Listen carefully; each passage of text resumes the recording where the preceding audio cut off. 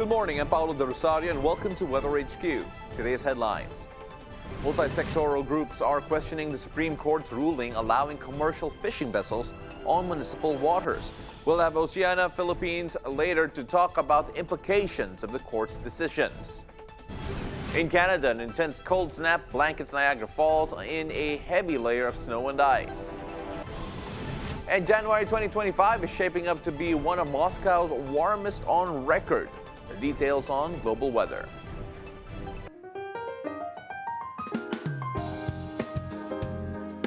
Let's take a look at the local weather with 3 weather systems affecting our country today. It sounds like most areas will experience rain, so it might be a good idea to keep an umbrella handy, especially if you're out and about. Let's take a look at the northeast monsoon hitting the north and central parts hard, especially in the Cagayan Valley and in the Cordillera Administrative Region, as well as Aurora will also be affected.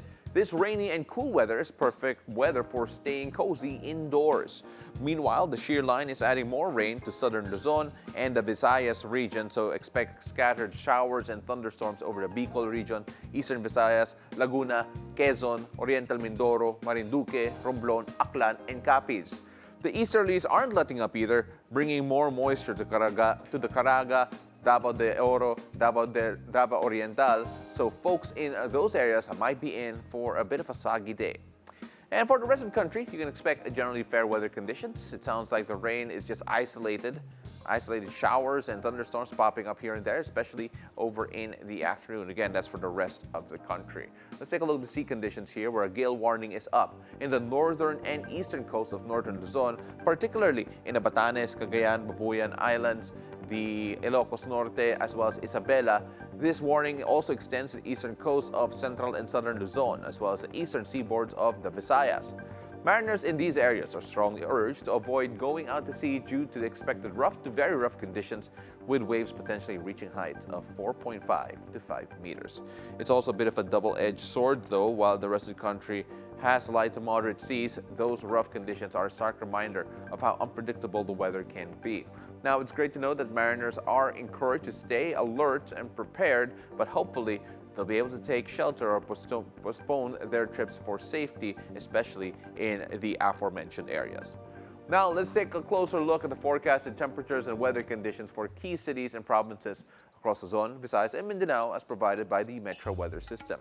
Starting off first in the most northern part of the Philippines, take a look at Basco, as well as Lawag, Vigan, Dagupan, and Tuguegarao. As you can see here, all the similar conditions. Expect cloudy conditions, occasional breaks of sunshine. Temperatures over in Basco could reach a high of around 21 degrees Celsius, so quite cool over here in the most northern part of the Philippines. While Tuguegarao will see highs of around 24 degrees Celsius. Vigan, temperatures could climb to around 28 degrees Celsius, while Lawag could see temperatures rising to around 29 degrees Celsius. Dagupan is likely to experience the warmest weather in the region of the north of Luzon with 31 degrees. Meanwhile, in Apari, you can expect rainy weather throughout the day with showers cooling the air, bringing temperatures between 22 to 26 degrees Celsius, which will create a refreshing atmosphere. Rather, Apari 22 to 23 degrees. So as for Baguio, the skies will be partly cloudy with temperatures ranging from around 16 to 22 degrees Celsius, offering cool and pleasant weather conditions over there. Let's go on to Central Luzon. Take a look at Casiguran, Gapan, and Metro Manila. You can expect cloudy skies that will prevail with scattered rain showers and thunderstorms, particularly in the afternoon and the evening. Let's go to Tarlac, Angeles, Subic Bay, Mariveles, and Iba, where the weather conditions in these areas in particular will remain cloudy all throughout the day. The occasional moment of sunshine, though, will break through the clouds. Warmest temperatures are expected in the afternoons, with highs possibly reaching around 31 degrees Celsius. That's going to be particularly true over in Iba. Now, let's go on to the south of Luzon. The entire region will experience rainy weather, so areas such as Tagaytay, Calamba, Legazpi, Daet, Verac, Sorsogon, Romblon, Puerto Galera, and Coron will see frequent rainfall. Coolest temperatures can be found in Tagaytay, with lows around 20 degrees Celsius with a high of 22 degrees Celsius, while Coron will be the hottest amongst all these areas we're looking at right now, 31 degrees Celsius being the high over in Coron. That is despite the rainy weather. Moving on further down south to the Visayas region, where you can expect cloudy skies with a high likelihood of rain throughout the day. That's true in Boracay, Metro Cebu, Dumaguete, Tagbilaran, Tacloban, and Catarman. Temperatures in these areas will range from around 27 to 31 degrees Celsius, with 31 degrees being the highest in Tagbilaran. Meanwhile, over in Iloilo and Bacolod on the western side of the Visayas region, you can experience cloudy weather that will dominate, though there will be the occasional breaks of sunshine as well, with highs reaching around 31 degrees Celsius in both Iloilo and in Bacolod. Moving on to Mindanao, Zamboanga, Dipolog, Marawi, General Santos, Butuan, and Metro Davao will all experience cloudy skies with rain showers and thunderstorms due to the prevailing easterlies. Now, temperatures are set to peak at around 33 degrees Celsius. That is true in Dipolog and in Zamboanga. While Metro Davao and General Santos will see maximum temperatures of around 32 degrees Celsius, so a bit cooler, but as we mentioned a while ago, not by much. Now, of course, we'll take a look at Cagayan de Oro that will have highs of around 30 degrees Celsius, while Marawi is forecast to be the coolest with temperatures ranging from 20 to 25 degrees Celsius. So if you're Marawi, do enjoy that. Now, when we return, I'll speak with the Oceana Philippines about the impact of the Supreme Court's ruling allowing commercial fishing vessels on municipal waters. Stay tuned.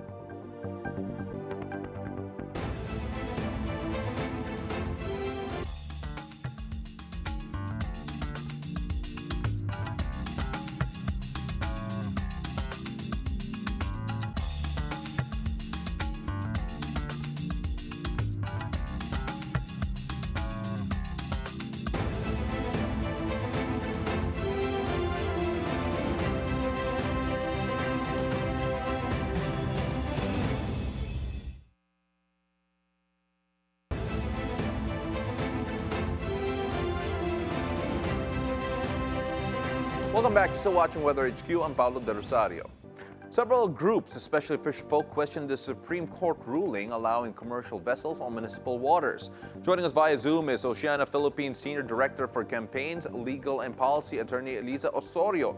Good morning. Thank you very much for joining us, Attorney. Good morning, Paolo. Thank you for having us. This has been a controversial ruling from the SC with House inquiries being proposed, as well as a lot of blowback here coming from the Department of Agriculture and even different groups when it comes to this particular ruling. How is this going to impact the livelihood of farmers if this ruling is not overturned? Yeah, the Supreme Court ruling, if it becomes final and executory, will actually set back the reforms that we have made in managing properly our fishing grounds, which is the lifeline and the livelihood of our municipal fisher folk. And so our fishing grounds, as based on studies by scientists, are already in a declining state. And so it will push it back further, and perhaps, if it is already on the brink of collapse, it will actually make this harder for our fisher folk to maintain their livelihood and sustenance for their families. Mm-hmm. For those who do not know, it's a 15-kilometer municipal waters that is being in contention here. Attorney, your organization has said that should this be allowed, this will allow commercial fishing to happen in around 90% of the waters around the Philippines. Of course, how will that impact not only the farmers but the environment as well? Oh yes, this will actually have a huge impact on our environment and our coastal habitats, which are actually within the 15-kilometer municipal water area. So erasing that, and using the 7 fathoms deep, which is based on our assessment, will affect 90% of our municipal waters, will actually, lead to the destruction of our coral reefs and actually all the decimation of our fishing grounds, which are actually vital to the life and, the livelihoods of our municipal fisher folks. And these are areas that are very, still has to be protected, has to have fisheries management and other measures in order to ensure that we address the declining state of our fisheries in this area. So having the municipal waters being intruded and allowed for fishing by commercial fishing vessels, which are huge commercial fishing vessels, will actually lead to a setback to all the existing reforms that we have in these areas. The Department of Agriculture has issued a motion for reconsideration through the Office of the Solicitor General when it comes to this particular petition, but then rather this particular ruling. But as well, there are different groups, including your own, who have filed a petition to intervene before the court. What is the intent of for that particular petition?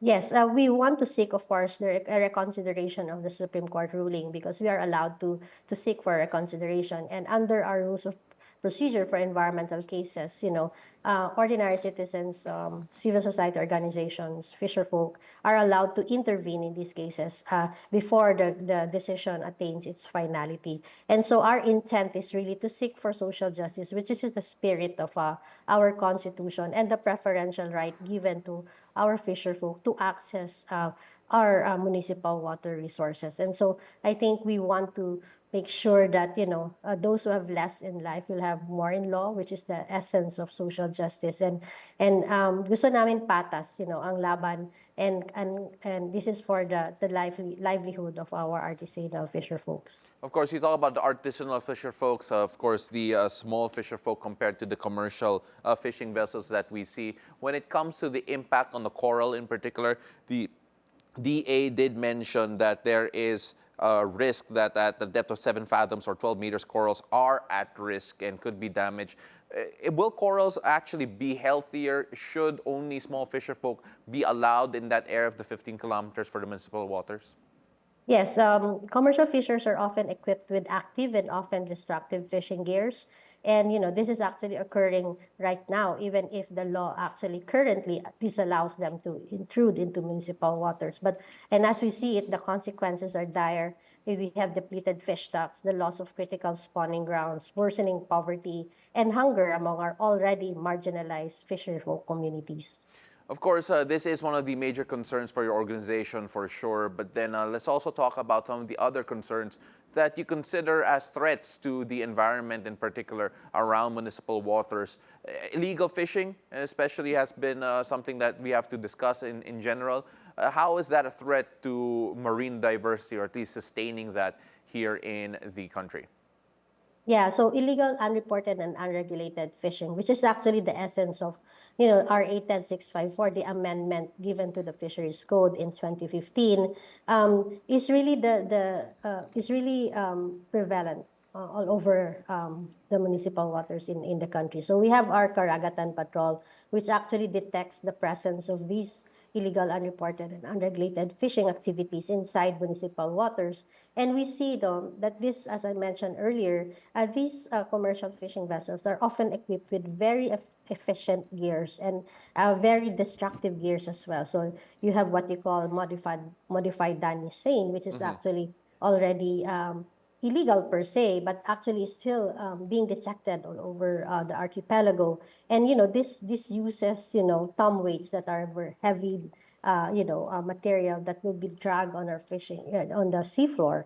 And so this actually bottom trawling is actually one of the biggest issues that we have. So these are actually very, very destructive, and it sets back decades of work on restoring and managing this fishing grounds. Attorney, of course, we also have to touch on reclamation and, of course, plastic waste that has been a problem throughout the past decades, really. When you take a look at the Philippines, especially with how much plastic waste it is producing, especially from a world view or a world standpoint. Just what is Oceana Philippines doing about it? How can viewers participate in the advocacy of trying to fight against that? And of course, your take on reclamation. Yeah, for plastics, actually, we have actually a current campaign to ban single-use plastics, as we know that the effects of these plastics, the usage of these plastics, will actually, affect also our marine environment. And so we see that, only 7% of our plastic waste, or all waste in general in the Philippines, are managed properly. And so where does the 93% waste, including single-use plastics, end up? So Oceana decided to file a case, a lawsuit, urging the National Solid Waste Management Commission to finally list and phase out single-use plastic items. And so while the case is still currently in the Supreme Court, we actually got a favorable ruling at the Court of Appeals, which actually urges or orders the National Commission to now start listing what single-use plastics will be banned moving on. And so this will this is actually like after 2 decades of inaction, we're quite happy that the court is actually siding with us in making sure that at least, we start with the low-hanging fruits, phasing out those single-use plastics that already have alternatives in mind. So that is for our single-use plastics campaign. For reclamation, as you know, we've also been fighting against reclamation, especially in Manila Bay. We have, detected 23 applications, and there are ongoing reclamation projects, as we can see, obviously, in Manila Bay and all over the country. This is actually also happening, and so these projects are actually very, very destructive because the impacts on the coastal and marine ecosystems are irreversible. Once you dump and fill in materials to these areas, you can no longer bring it back to its original condition. And so, this affects permanently the livelihood, and of course, displaces a lot of coastal communities that are directly dependent on the fisheries and other resources that, especially in Manila Bay as well, that they are also, very, very marginalized because they are the poorest of the poor sector. But then, you're basically taking away their only means of livelihood by replacing them with, cemented areas which are Yes. meant for, condominiums, malls, etc. Attorney, thank you very much for all of the insight, and of course, we hope to have you again soon. That was Oceana Philippines Senior Director for Campaigns, Legal, and Policy, Attorney Liza Osorio. Maraming salamat po. Thank you, Paolo. Thank you for having us. Up next, a cargo ship ran aground off Italy's Tuscan coast due to bad weather. The details after the break. Keep it here. This is BNC, the Bilyonaryo News Channel.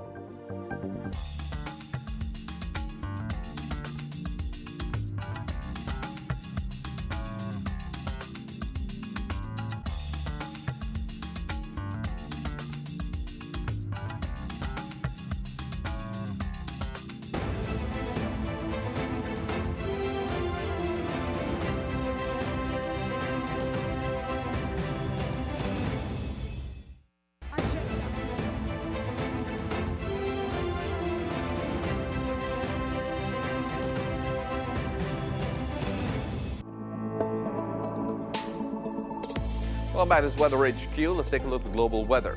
In Canada, an intense cold snap has blanketed Niagara Falls in a heavy layer of snow and ice.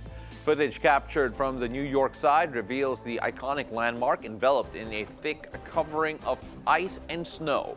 Tourists were amazed by the breathtaking view, with many finding it both beautiful and incredible. Niagara Parks explains that the falls never completely freeze even in extreme cold.